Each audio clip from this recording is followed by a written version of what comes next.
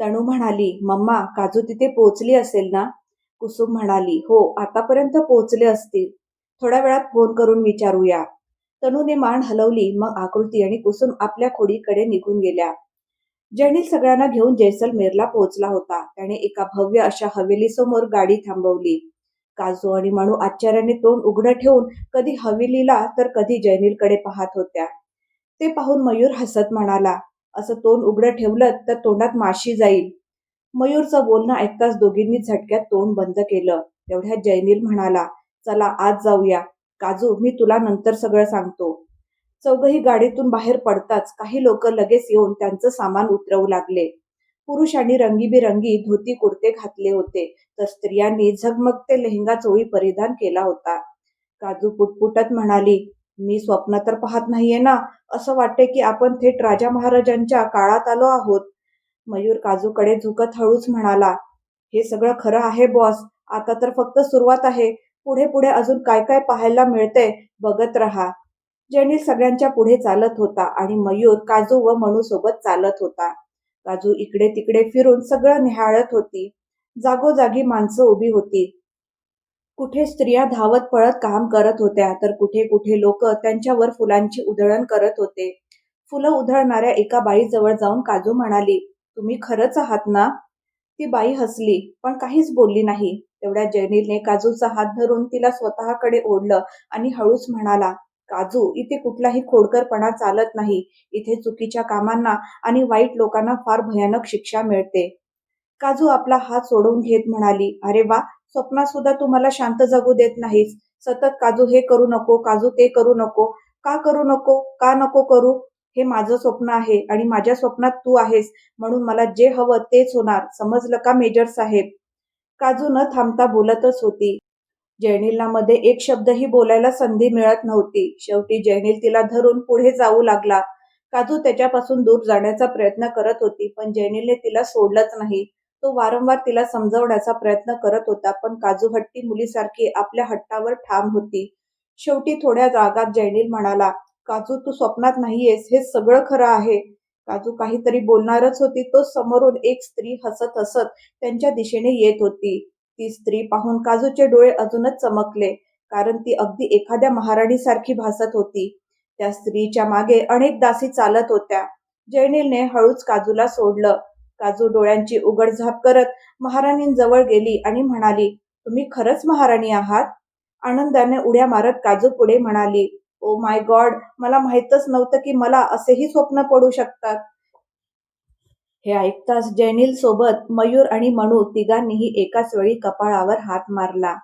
काजूने महाराणींसोबत हात मिळवण्यासाठी हात पुढे केला, पण तेवढ्यात जयनीलने तिचा हात मागे ओढला आणि हात जोडत म्हणाला, "माफ करा राणीसाहेब, तिला तुमच्याबद्दल काहीच माहीत नाही." राणीसाहेबांनी हसत जयनीलकडे एक नजर टाकली आणि मग काजूकडे पाहून म्हणाली, "काही हरकत नाही बाळा, आम्हीच तिला समजावून सांगू. हे स्वप्न नाही, हे खरंखुरं वास्तव आहे." काजू हसली आणि गालावर हात ठेवत झुलत म्हणाली, "हाय, किती सुंदर स्वप्न आहे ना माझं." तेवढ्यात राणी साहेबांनी काजूच्या गालावर हात ठेवत म्हटलं, "खूप गोड आहेस तू." जसं राणी साहेबांचा हात काजूच्या गालाला लागला, तसं काजू दचकत म्हणाली, "मी मी तुमचा स्पर्श अनुभवते." "म्हणजे मी?" पुढे ती काहीच बोलली नाही, कारण जयनील, मयूर आणि मनू तिघही एकाच वेळी म्हणाले, "तू जैसलमेरमध्ये आहेस आणि हे स्वप्न नाही, ही खरीखुरी हकीकत आहे." आता काजू शांत झाली. तिला अचानक जाणवलं, आपण गैरसमज केला आणि एवढी नौटंकी केली. आता तिला थोडं वाईट वाटू लागलं. जयनीलने काजूच्या खांद्यावर हात ठेवला. तिने रिकाम्या नजरेने त्याच्याकडे पाहिलं. जयनीलने पापणी झपकावून तिला शांत राहायला सांगितलं. काजू हलकीशी हसली. समोर उभी असलेली राणीसाहेब हे सगळं पाहून स्वतःही हसल्या. सगळे शांतपणे उभे राहिल्यावर राणीसाहेबांनी एका दासीकडून आरतीची थाळी घेतली आणि सगळ्यांची आरती करू लागल्या. तेवढ्यात मनू हळूच म्हणाली, "खरं सांगू, आजही इथे राजा महाराजा राहतात यावर माझा विश्वासच बसत नाहीये." मयूरने मनूचं बोलणं ऐकलं, पण तो काहीच बोलला नाही. आरती झाल्यावर राणीसाहेबांनी सगळ्यांना आत यायला सांगितलं. सगळे हवेलीच्या आत शिरले. काजू आणि मनू दोघंही हवेली अगदी डोळे भरून पाहत होत्या. तर जयनील आणि मयूर अगदी सहजपणे चालत होते, जणू त्यांना ही जागा आधीपासूनच माहीत आहे. काजू मनूच्या कानात कुजबुजली. तुला कधी वाटलं होतं का की तू राजा महाराजांच्या महलात राहशील? मनू वर खाली इकडे तिकडे पाहत म्हणाली, नाही ग. तेवढ्यात काजू हात वर करत म्हणाली, माझं उपकार मान, आज तू इथे आहेस, नाहीतर अजूनही डॅडूच्या त्या जुन्या घरातच पडून राहिली असतीस. मनू काजूच्या डोक्यावर टपली मारत म्हणाली, थोडा संयम ठेव बच्चू, लवकरच त्याच घरातून जाताना रडशील. काजू थोडा विचार करून म्हणाली, मी का रडेन? इथे बघ इतके नौकर आहेत, आपल्याला काहीच करावं लागणार नाही, एकदा बोललं की सगळं काम होणार. मनू हसत म्हणाली, हो, आता तुझी एक विश अजून वाढणार आहे. तेवढ्यात मयूर म्हणाला, अच्छा, कोणती विश? काय माहीत बॉसची तीही विश पूर्ण होईल. मनू हसत म्हणाली, आताही असंच म्हणेल, देवा असं काहीतरी कर की मला काही बोलावंही लागू नये आणि जेवण सरळ माझ्या तोंडात येऊन पडावं, कारण आताही काही काम करणार नाही. मनूचं बोलणं संपतच होतं तोच जयनील म्हणाला, राणीसाहेब खूप छान आहेत. आता राजासाहेबांनाही भेटा आणि हो, जास्त बोलणारे लोक त्यांना अजिबात आवडत नाही, हे लक्षात ठेवा. काजू कमरेवर हात ठेवत म्हणाली, एक मिनिट, कुठे ते तुझे पप्पा तर नाहीत ना? कारण तूही तर फारसं बोलत नाहीस ना? हे ऐकताच जयनील आणि मयूर दोघेही उदास नजरेने तिच्याकडे पाहू लागले. तेवढ्यात अतिशय शाही कपडे घातलेला, अगदी महाराजांसारखा दिसणारा एक माणूस तिथे आला. जयनील आणि मयूर दोघांनीही त्यांचे पाय स्पर्श करून नमस्कार केला. ते पाहून काजू पटकन बोलून गेली, मला तर असं वाटतंय जणू मी एखाद्या नाटक कंपनीत काम करते. ती असं बोलताच मनूने तिला कोपऱ्याने मारलं. तेव्हा काजूला जाणवलं आपण हे बोलायला नको होतं, पण उशीर झाला होता. सगळ्यांनी काजूचं बोलणं ऐकलं होतं. सगळे तिला रोखून पाहू लागले. जयनीलने तर रिकाम्या नजरेने काजूकडे पाहिलं. ते पाहताच काजू धावत पुढे गेली आणि त्यांचे पाय धरून म्हणाली, माफ करा सरकार, आम्ही इथे पहिल्यांदा आलो आहोत ना, म्हणून तोंडून चुकून निघून गेलं. काजूने हात जोडले आणि डोकं खाली घालून उभी राहिली. राजासाहेब हलकेच हसले आणि काजूच्या डोक्यावर हात ठेवत म्हणाले, काही हरकत नाही, कुठल्याही प्रकारची अडचण असेल तर आम्हाला जरूर सांगा. काजू डोकं खाली घालूनच म्हणाली, हो राजासाहेब. राजासाहेबांनी हसऱ्या नजरेने जयनीलकडे पाहिलं आणि तिथून निघून गेले. ते गेल्यावर मयूर काजूच्या समोर येत म्हणाला, यू आर ग्रेट बॉस. आम्ही इतकी वर्ष त्यांना ओळखतो, पण आजपर्यंत आमच्यावर ते इतके मेहरबान झाले नव्हते. त्यावर काजू थोडी इतरावत म्हणाली, हो, आहेच मी ग्रेट. तेवढ्यात जयनील तिला आपल्या बाजूला घेत पुढे चालत म्हणाला, झालं का तुझी पकपक? आता चल, जाऊन आराम कर. काजू चालत चालत जयनीलकडे पाहून म्हणाली, पकपक नाही होत, त्याला बकबक म्हणतात. जयनील काहीच बोलला नाही. तो काजूला एका खोलीत घेऊन आला आणि खोलीचं दार बंद केलं. काजू डोळे मोठे करून म्हणाली, तुला माहित आहे ना, मनूही आली आहे, मला तिच्यासोबत राहायला हवं. जयनील काजूकडे वळला आणि तिच्या दोन्ही खांद्यावर हात ठेवत म्हणाला, काजू माझं ऐक. काजू काही बोलायला जाणार तेवढ्या जयनील तिच्या तोंडावर हलकेच हात ठेवत म्हणाला, आधी माझं पूर्ण ऐकून घे, मग तू बोल. काजूने मान डोलावून होकार दिला. जयनील बोलू लागला, काजू आमचं बालपण इथेच गेलंय. काजू लगेच बोलून गेली, आमचं म्हणजे? जयनील तिला रोखून पाहत म्हणाला, न बोलता राहवत नाही ना तुला? जा, आता काहीच सांगणार नाही. असं म्हणत जयनील तिच्याकडे पाठ फिरवून उभा राहिला. काजू लगेच त्याच्या समोर जाऊन म्हणाली, ओके ओके, आता पक्क काहीच बोलणार नाही. असं म्हणत तिने तोंडावर बोट ठेवलं. तेव्हा जयनील पुढे म्हणाला, मी, मयूर आणि तेजस, आमचं आयुष्य याच जैसलमेरच्या हवेलीतून सुरू झालं आणि राजासाहेब माझे वडील नाहीत. जयनील क्षणभर थांबला, मग पुढे म्हणाला, इथे आपण पती पत्नीप्रमाणेच राहू, कारण सगळ्यांना माहीत आहे की आपलं लग्न झालंय आणि मनूला वेगळ्या खोलीत राहण्यात काहीच अडचण येणार नाही, तू काळजी करू नकोस. जयनील गप्प झाला. तेव्हा काजू म्हणाली, आता मी बोलू शकते का? जयनीलने मान हलवून होकार दिला, पण तेवढ्यातच त्याचा फोन वाजला. त्याने फोन उचलला तर समोरून काहीतरी बोलल्या गेलं आणि तो म्हणाला, ठीक आहे, मी येतो. फोन ठेवताच जयनीलने काजूला घट्ट मिठी मारली आणि म्हणाला, काजू, उरलेल्या गोष्टी नंतर बोलू, आता मला जायचं आहे आणि माझी वाट बघू नकोस. असं म्हणत तो निघून गेला. जयनील गेल्यावर काजू स्वतःशीच पुटपुटली, बोलून तर असा गेला जणू काही युद्धावरच निघाला आहे, वेडा मुलगा. मग ती आपल्या खोलीतून बाहेर आली आणि शेजारच्या खोलीकडे गेली, जिथे मनू आपलं सामान ठेवत होती. काजू तिच्या जवळ जाऊन सोफ्यावर अंग टाकत म्हणाली, हे, तुला काम करण्याची काय गरज आहे? इथे एवढे लोक आहेत ना कामासाठी. म्हणूने काजूकडे रागाने पाहिलं, पण तिला काहीच फरक पडला नाही. म्हणू पुस्तक ठेवत म्हणाली, राहू दे आळशी, तू कर आराम, मी माझं काम स्वतः करेन. काजू काहीच बोलली नाही. तेवढ्यात अचानक तिची नजर दरवाजाकडे गेली. तिने पाहिलं तर राणीसाहेब तिथे उभी राहून हसत होती. त्यांना पाहताच काजू पटकन उभी राहिली. राणीसाहेब आत येत म्हणाल्या, अरे अरे, काही हरकत नाही, बसून राहा, थकल्या असाल ना. म्हणूनही काजू जवळ येऊन बसली. राणीसाहेबही त्यांच्या जवळ जाऊन बसल्या. काही क्षण कोणीच काही बोललं नाही. मग राणीसाहेबांनी सोबत आलेल्या सगळ्या दासींना जाण्याचा इशारा केला. सगळ्या दासी निघून गेल्या. मग राणीसाहेब म्हणाल्या, माझं नाव निशा भाटी आहे, तुम्ही मला निशा म्हणू शकता. म्हणू आणि काजू दोघीही आश्चर्याने म्हणाल्या, पण आंटी, आम्ही तुम्हाला नावानं कसं हाक मारणार, तुम्ही तर आमच्या मम्मीच्या वयाच्या आहात. त्यांचं बोलणं ऐकून राणीसाहेब हसल्या. मग म्हणाल्या, मला आंटी म्हणलेलं अजिबात आवडत नाही. तेव्हा काजू लगेच म्हणाली, मग आम्ही तुम्हाला राणीसाहेब म्हणू. निशा हसत म्हणाली, ठीक आहे, तुम्ही दोघी फ्रेश व्हा, जेवण तयार आहे. जैनिल आणि मयूर थोडे उशिरा येतील. निशा निघायला उठलीच होती. तेवढ्यात काजू म्हणाली, आम्ही हा महल पाहू शकतो का. निशाने पापण्या झटकावत उत्तर दिलं, हो, पण आधी जेवण करून घ्या, मग निवांतपणे महल फिरा. निशा निघून गेल्यावर काजू खोलीकडे टक लावून पाहत म्हणाली, यार मनू, मला असं वाटते की या महलाचे खूप सारे रहस्य आहेत आणि ही राणीसाहेब ना, तीही काही गुपित असल्यासारखी वाटते. म्हणून काजूच्या डोक्यावर हलकी चापट मारत म्हणलं, कधीतरी नीट विचार कर. थोड्या वेळाने दोघी बाहेर आल्या तर एक मुलगी त्यांची वाट पाहत उभी होती. ती मुलगी खूपच नाजूक होती. वयानेही काजू आणि मनूपेक्षा लहान वाटत होती. तिने काजू आणि मनूला पाहताच हसून अभिवादन केलं. काजू आणि मनूही हसल्या. ती मुलगी हात जोडत म्हणाली, राम राम, माझं नाव पावनी आहे. राणीसाहेबांनी मला तुमची मदत करण्यासाठी पाठवलं आहे.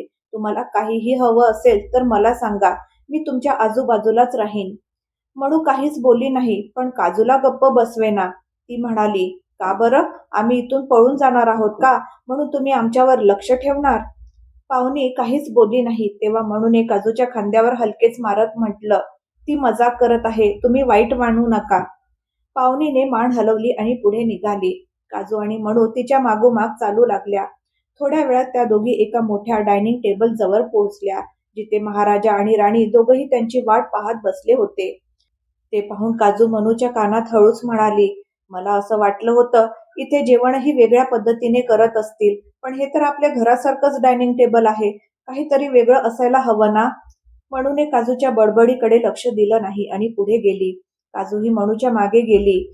त्या येताच रघुवेंद्र आणि निशा दोघेही उभे राहिले. काजू आणि मनू आश्चर्याने त्यांच्याकडे पाहू लागल्या.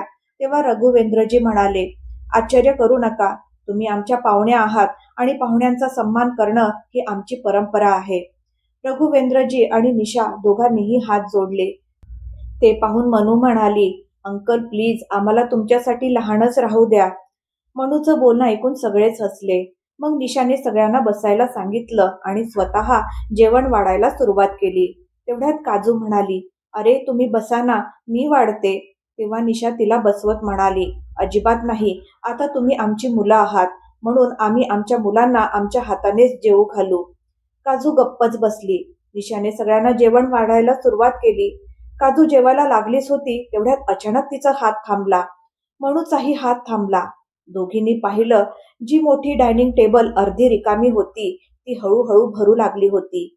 अनेक मुलं मुली येऊन तिथे बसू लागले. थोड्याच वेळात सगळे बसले. बाजूला उभ्या असलेल्या दासी सगळ्यांना जेवण वाढू लागल्या. काजू मनातल्या मनात म्हणाली, आता हा काय नवीन लोचा आहे. खरंच सांगते, आयुष्यात पहिल्यांदा असं वाटतंय की जैनिल सोबत इथे यायचा हट्ट एकदम बरोबर होता. मी आले नसते तर हे सगळं मिस केलं असतं. आता या हवेलीतील सगळी दडलेली रहस्य उघड केल्याशिवाय इथून मी परत जाणार नाही. काजू जेवता जेवता सगळ्यांकडे पाहत होती. कोणीच काही बोलत नव्हतं, पण काजूला गप्प बसवेना. ती मनूकडे झोपून कुजबुजली, हे सगळे मूकबधीर आहेत की काय. म्हणून काजूकडे रागाने पाहिलं. ते पाहून काजू गप्प झाली आणि शांतपणे जेवू लागली. जेवण झाल्यावर सगळे उठून निघून गेले. काजू आणि मनू ही पाहुणी सोबत त्यांच्या रूम मध्ये आल्या. पाहुणी निघायला लागली तेव्हा काजू तिला म्हणाली, अरे पाहुणी, तू कुठे चाललीस. इथल्या लोकांबद्दल आणि या हवेलीबद्दल सगळं तूच तर आम्हाला सांगू शकतेस ना. पाहुणी बाहेर जात म्हणाली, आज नाही दीदी, उद्या मी तुम्हाला सगळं सांगेन. आता राजासाहेबांचा आदेश आहे की तुम्ही दोघींनी आराम करावा, म्हणून मी तुमच्यासोबत थांबू शकत नाही. पाहुणी निघून गेल्यावर मनू काजूकडे रोखून पाहत म्हणाली, तू जरा जास्तच बोलायला लागली आहेस. कधीतरी तुझा हा रेडिओ बंदही करत जा. काजू काही बोलणार इतक्यात मनूने तिला थांबवत म्हटलं, मी खूप थकले आहे. आता तू तुझ्या रूममध्ये जा, मला झोपायचं आहे. काजू मनूच्या बेडवरच पडत म्हणाली, मी तुझी बहीण आहे. तू माझ्याशी असं कसं वागू शकतेस? मी तिकडे एकटी कशी राहू? मनूने काजूला बेडवरून ओढत म्हटलं, मी इथे कशी राहते तशीच तू तिकडे राहशील. चल निघ आता. मनूने काजूला रूम बाहेर काढले. काजू म्हणाली, हाय रे, काय जमाना आलाय. म्हणून दरवाजा बंद करतच होती, तेवढ्यात काजूने मध्येच हात घालून तिला थांबवत म्हटलं, मी तुला जे आणायला सांगितलं होतं ते आणलंस? म्हणून तोंड पाडत म्हणाली, उद्या घे यार. काजू पटकन म्हणाली, नो नो नाही, आत्ताच हवंय, आत्ताच म्हणजे आत्ताच. मनू आत गेली आणि एक छोटासा बॅग आणून काजूच्या हातात दिला. काजूने मनूच्या डोक्यावर हात ठेवत म्हटलं, धन्यवाद बालिके. काजू तिथून बाहेर आली आणि आपल्या रूमकडे निघाली. मनूने दरवाजा बंद केला आणि झोपून गेली. मग काजू आपल्या रूममध्ये आली. तिने बॅग एका बाजूला ठेवली आणि जेनीला फोन लावू लागली, पण जेनीलने फोन उचलला नाही. मग तिने मयूरला कॉल केला, पण मयूरनेही फोन उचलला नाही. तिने फोन बाजूला ठेवत म्हटलं, हे दोघे इथे येताच असे गायब झाले जणू आम्हाला ओळखतच नाही. काय माहीत कुठे फिरत असतील. काजूने खोल उसासा टाकला आणि मनूने दिलेली बॅग उघडली. त्यातून तिने एक पुस्तक काढलं आणि वाचायला लागली. रात्री 11 वाजेपर्यंत काजू पुस्तक वाचत होती, पण जेनील अजूनही आलेला नव्हता. तिने पुस्तक ठेवून बाहेर जायचं ठरवलं. दरवाजा उघडला तर समोरून जेनील आणि मयूर येताना दिसले. काजू तिथेच थांबून त्यांच्याकडे पाहत राहिली. मयूर आपल्या खोलीकडे गेला आणि जैनील काजूकडे येऊ लागला. काजूला पाहून जैनील थोडा चकित झाला. तो तिच्या जवळ आला आणि तिला आत नेत म्हणाला, तू अजून झोपली नाहीस? काजूने तोंड वळवत उत्तर दिलं, जिचा नवरा रात्रभर बाहेर असतो तिला झोप कशी येणार? काजूचं बोलणं ऐकताच जैनील हसला. तो हसतोय हे पाहून तिला आणखीनच राग आला. ती खोली बाहेर निघून गेली. जैनील तिला थांबवायला गेला, पण काजू इतक्या पटकन निघाली की तो तिला थांबवूच शकला नाही. मग जेनिलने आपले कपडे उचलले आणि आंघोळीला गेला. इकडे काजू मयूरच्या खोलीत गेली. मयूर बेडवर पोटावर झोपलेला होता. त्याच्या चेहऱ्यावर खूप थकवा दिसत होता. काजूने मयूरला हलवून उठवलं. मयूर उठून बसला. काजू म्हणाली, मयूर, लवकर आंघोळ करून ये, मी जेवण घेऊन येते. मयूरने आश्चर्याने काजूकडे पाहिलं. ते पाहून काजूने त्याला हलकसं ढकलत म्हटलं, नंतर बघ, आता जा. मयूर आंघोळीला गेला आणि काजू किचनकडे गेली. थोड्या वेळाने जेनिल अंघोळ करून बाहेर आला. त्याने पाहिलं काजू अजूनही खोलीत आली नव्हती. जेनिलने पटकन कपडे घातले आणि काजूला शोधायला बाहेर आला. तो काही पावलं चालला आणि समोरून काजू येताना दिसली. तिच्या हातात 2 प्लेट्स होत्या. जेनिलने इशाऱ्याने काही विचारण्याचा प्रयत्न केला, पण त्याआधीच काजूने त्याला मयूरच्या खोलीकडे चल असा इशारा केला. जेनिलने खांदे उडवले आणि काजू सोबत मयूरच्या खोलीत गेला. मयूर आंघोळ करून बाहेर आलेला होता. काजूने प्लेट्स टेबलवर ठेवल्या आणि दोघांना जेवायला सांगितलं. जेनिल आणि मयूरने एकमेकांकडे पाहिलं आणि हलकसं हसत जेवायला सुरुवात केली. जेवता जेवता मयूर म्हणाला, बॉस, तुला काहीतरी सांगायचं आहे. काजूने मयूरला डोळे वटारून म्हटलं, आधी गप्प बसून जेवण कर. मयूर आणि जेनिलने जेवण संपवलं. मग काजू म्हणाली, आता बोल, काय म्हणत होतास? मयूरने प्रेमळ नजरेने काजूकडे पाहत म्हटलं, थँक्यू बॉस, तू नसतीस तर नेहमीसारखं आम्हाला उपाशीच झोपावं लागलं असतं. काजू आश्चर्याने म्हणाली, काय म्हणतोयस? इथे इतके लोक आहेत, कोणीही जेवण आणू शकतं ना?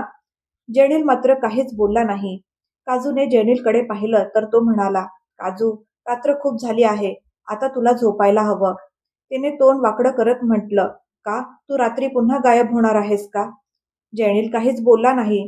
काजू चिडून आपल्या खोलीत निघून आली. मयूरने जेनिलच्या खांद्यावर हात ठेवत म्हटलं, भाऊ, तिला सगळं सांगायला हवं, नाहीतर ती काहीतरी वेगळाच विचार करेल.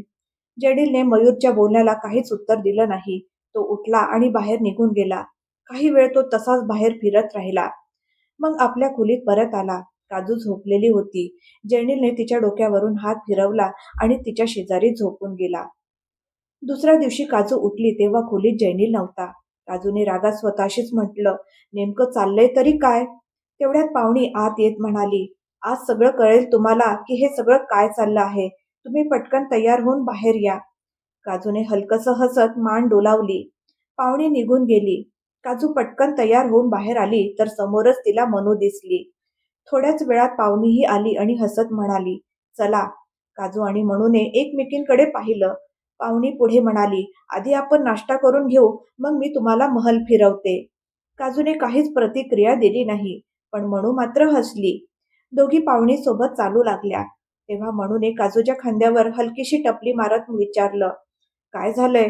आज तू इतकी उदास का आहेस? काजू जैनीलशी बोलता न आल्यामुळे उदास होती, पण तिने मनूसमोर हसत नकारार्थी मान हलवली. कालप्रमाणेच सगळ्यांनी नाश्ता केला. नंतर राणीसाहेबांनी पाहुणीला काजू आणि मनूला महल दाखवायला सांगितला. काजू आणि मनू पाहुणीसोबत निघाल्या. इकडे तनू आपल्या खोलीत अस्वस्थपणे फिरत होती. ती मनात म्हणाली, मला तेजसची बोलायला हवं आणि विशालची माफीही मागायची आहे. डोकं धरत ती स्वतःशीच पुटपुटली, तनू तू असं कसं करू शकतेस? वेडेपणालाही काही सीमा असते. विशाल सोबत तू असं कसं वागलीस? थोडं थांबून ती म्हणाली, हे सगळं त्या तेजसमुळेच झालं आहे. ती तेजसच्या खोलीकडे जायला निघाली. तेवढ्यात सुशांत आपल्या खोलीतून हाक मारत म्हणाला, तनू माझी चहा. तनूने इकडे तिकडे पाहिलं पण कुणीच दिसलं नाही. ती बडबडत किचनकडे गेली. सगळे कुठे गेलेत? किचनमध्ये आल्यावर तिला मीरा काहीतरी बनवताना दिसली. तिला पाहून तनू हसत म्हणाली, मीरा तू चहा बनवशील का? मीराने होकारार्थी मान हलवली तर मनू तिला मागून मिठी मारत म्हणाली, आता सुशांत भैयाला देऊन ये, मला थोडं काम आहे, मी जाते. असं म्हणत ती तिथून निघून गेली. मीरा तिला थांबवणारच होती, पण तनू ऐकायच्या आधीच निघून गेली. मग मीराने चहा बनवला. इकडे तनू तेजसच्या खोलीत आली. तेजस फोनवर कोणाशी तरी बोलत होता. तुला समजत नाही का? मला 2 दिवसात हा केस सॉल्व्ह करायचा आहे. काहीही करून ती क्लिप मला हवीच आहे, म्हणजे हवीच आहे. समोरच्याचं पूर्ण ऐकूनही न घेता तेजसने फोन कट केला. तेवढ्यात तनू अचानक त्याच्या समोर येऊन उभी राहिली. पण तेजसने तिच्याकडे पाहिलं सुद्धा नाही. तो एक फाईल उचलून निघू लागला तेव्हा मागून तनू म्हणाली, मला तुझ्याशी बोलायचं आहे तेजस. तेजस तिच्याकडे न पाहताच म्हणाला, आता मला फार महत्वाचं काम आहे, परत येऊन बोलू. आणि तो निघून गेला. तनू त्याच्याकडे बघत तिथेच उभी राहिली. थोडा वेळ ती तशीच उभी होती. निघताना तिची नजर टेबलवर ठेवलेल्या एका फोटोकडे गेली. त्या फोटोमध्ये तेजस एका मुलीसोबत होता. दोघेही खूपच जवळ उभे होते. तेजसने त्या मुलीच्या कमरेवर आणि खांद्यावर हात ठेवला होता आणि ती मुलगी स्टाईलमध्ये उभी होती.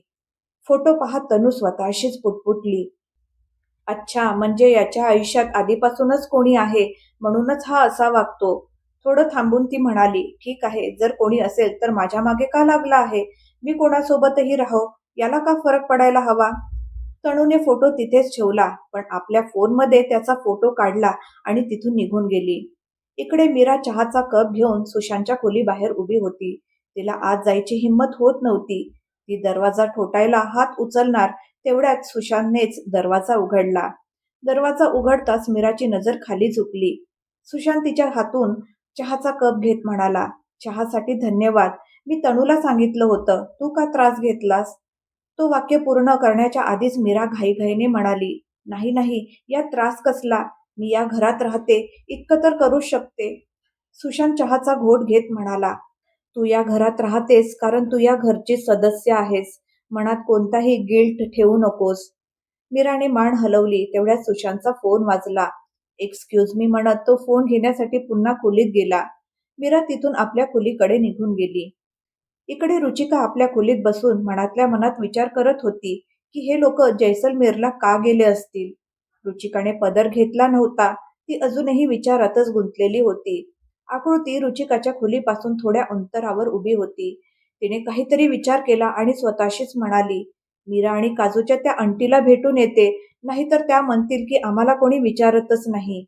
आकृती रुचिकाच्या खोलीकडे जाऊ लागली. तेवढ्यात रुचिका उठली आणि पदर न घेताच दरवाजाकडे जाऊ लागली. इकडे पाहुणीने काजूला संपूर्ण महल दाखवला. काजू कुठलीही शरारत न करता गपगुमान महल पाहत होती. मनूचं लक्ष काजूकडे होतं. इतर दिवसाच्या तुलनेत आज काजू फारच शांत होती. ना काही बोलणं ना खोडकरपणा. कुठल्या तरी विचारात ती खोलवर बुडालेली वाटत होती. म्हणून 2-3 वेळा विचारलं, पण प्रत्येक वेळी काजू काहीच न सांगता विषय बदलत होती. पाहुणी आता दोघींना त्यांच्या खोलीत घेऊन आली. मग काजू दरवाजा बंद करत म्हणाली, "पाहुणी, माझ्या प्रश्नांची खरं खरं उत्तरं दे." तिच्या आवाजात थोडा कडकपणा होता. पाहुणी घाबरली आणि घाबरतच म्हणाली, "हो, बोला ना दीदी." काजू शांत पण ठामपणे म्हणाली, "काल सकाळी जैनिल आणि मयूर दोघे कुठे गेले होते आणि रात्री सुद्धा ते फार उशिरा परत आले. हे सगळं काय चाललंय?" यावर पाहुणी हसत म्हणाली, "ते दोघं भाऊसाहेब दिवसभर शत्रूंपासून आपली रक्षा करण्याचं काम करत असतात." काजू आणि मनू एकदम म्हणाल्या, "कोणते शत्रू?" पाहुणी हात फिरवत म्हणाली, "ते तर मलाही माहीत नाही. मी लहानपणापासून एवढंच ऐकलं आहे की या घरातलाच कोणीतरी आहे, जो या हवेलीचा आणि इथल्या सगळ्या लोकांचा शत्रू आहे आणि तो फारच ताकदवान आहे. जैनिल भाऊसाहेब आणि मयूर भाऊसाहेबच इथली सगळी सुरक्षा सांभाळतात." हे ऐकून काजू आणि मनू एकमेकींकडे आश्चर्याने पाहत म्हणाल्या, "म्हणजे आम्हाला सांगितलं होतं की दोघांची ट्रेनिंग आहे, म्हणून इथे आले आहेत." पाहुणी काहीच बोलली नाही. ती शांतपणे तिथून निघून गेली. तेवढ्यात मनू काजूचा हात पकडून तिला आपल्या दिशेने फिरवत म्हणाली, "आता सांग, तुझ्या डोक्यात नेमकं काय चाललंय?" काजू मनूकडे न पाहतच म्हणाली, "तुला माझ्या बोलण्यावर विश्वास बसणार नाही, म्हणूनच न सांगितलेलंच बरं." म्हणून काजूला सोडलं आणि बसत म्हणाली, "ठीक आहे, एकटीच कर सगळं, पण कुठे अडचणीत अडकलीस ना, तर माझ्याकडे मदतीसाठी येऊ नकोस." काजूने टेबलावर ठेवलेलं पुस्तक उचललं आणि मनूला दाखवत म्हणाली, "हे वाचलंयस ना तू?" मनू पुस्तक नीट पाहत म्हणाली, "एक विवाह असाही." "हो, वाचलंय, पण यात एवढं वेगळं काय आहे?" काजू काही बोलणार तेवढ्यात मनूच म्हणाली, "एक मिनिट, तू असं तर नाही ना समजत आहेस की हे पुस्तक आपल्या फॅमिलीवर आधारित आहे?" काजू पुस्तक परत टेबलावर ठेवत ठामपणे म्हणाली, "अगदी बरोबर. तुला मान्य असो वा नसो, पण ही कथा आपल्या कुटुंबाचीच आहे." म्हणून लांब श्वास घेत म्हणाली, "मला माहित होतं तू काहीतरी वेड्यासारखाच विचार करत असशील." काजू ही श्वास घेत म्हणाली, "मला माहित होतं की तू माझ्यावर विश्वास ठेवणार नाहीस, म्हणूनच मला तुला सांगायचं नव्हतं." मनू काजूकडे वळत म्हणाली, "काजू, मी जेव्हा ही स्टोरी वाचली होती ना, तेव्हा मलाही असंच वाटलं होतं. म्हणूनच मी घरी काहीतरी शोधण्याचा प्रयत्न केला. काही पुरावा मिळतो का ते पाहण्यासाठी. फक्त नावं जुळली म्हणजे सगळंच खरं असं होत नाही यार." काजूने मनूचं बोलणं ऐकलं आणि थोडा विचार करून म्हणाली, "एक मिनिट थांब. आत्ताच आपण लगेच प्रूफ शोधूया." म्हणून तोंड वाकडं करत विचारलं, "आता काय उद्योग करणार आहेस तू?" काजूने मोबाईल घेतला आणि आकृतीला फोन लावू लागली, पण आकृतीने फोन उचलला नाही. तेवढ्यात मनू फोन काजूच्या हातातून घेत म्हणाली, "काजू, वेडेपणा करू नकोस. घरी कुणालाही त्रास दिलास ना तर चांगलं होणार नाही." काजूने फोन बाजूला ठेवला आणि विचारात पडली. मग म्हणाली, "ओके, मी कुणालाही त्रास देणार नाही, पण तुला तर देऊ शकते ना." मनूने डोळे वटारले. काजू पुढे म्हणाली, "तू माझ्या प्रश्नांची उत्तरं देशील?" मनू काही क्षण विचार करून सोफ्यावर दोन्ही पाय वर करून बसत म्हणाली, बोल." मग काजूने विचारलं, "एका कादंबरीत सगळ्या कुटुंबातील लोकांची नावं अगदी तशीच कशी असू शकतात? कुणाचं तरी नाव बदललेलं असायला हवं ना?" मनू काजूकडे रागाने पाहत म्हणाली, "हा प्रश्न नाहीये. तू जबरदस्ती मला तसंच विचार करायला भाग पाडत आहेस." काजू मनूच्या गळ्यात हात टाकत म्हणाली, "प्लीज यार, शेवटचं एकदा तरी माझं ऐक." मनू काजूला थोडं दूर ढकलत म्हणाली, "ठीक आहे, बोल. काय म्हणायचंय?" काजू म्हणाली, "मला मॉमला विचारायचं आहे की तिची रुचिका नावाची एखादी मैत्रीण होती का?" म्हणून तोंड पाडत म्हटलं, "असती तर आपल्यापासून लपवलं असतं का कुणी?" काजूने पुन्हा प्रश्न केला, "मग मला सांग, आपल्या घरी आई-बाबांच्या लग्नाचा एकही व्हिडिओ का नाही? कुठलाच अल्बम सुद्धा नाही?" मनू थोडा विचार करून म्हणाली, "नसेल तर काहीतरी प्रॉब्लेम झाला असेल यार." मग मनू उठली आणि एक पुस्तक हातात घेत म्हणाली, "तू तुझं चालू ठेव, मला माझी कादंबरी वाचू दे." काजू पुन्हा एकदा गंभीर विचारात हरवून गेली. भेटूया पुढच्या भागात. आजचा भाग ऐकून तुम्हाला काय वाटलं मला कमेंट करून नक्की सांगा. धन्यवाद.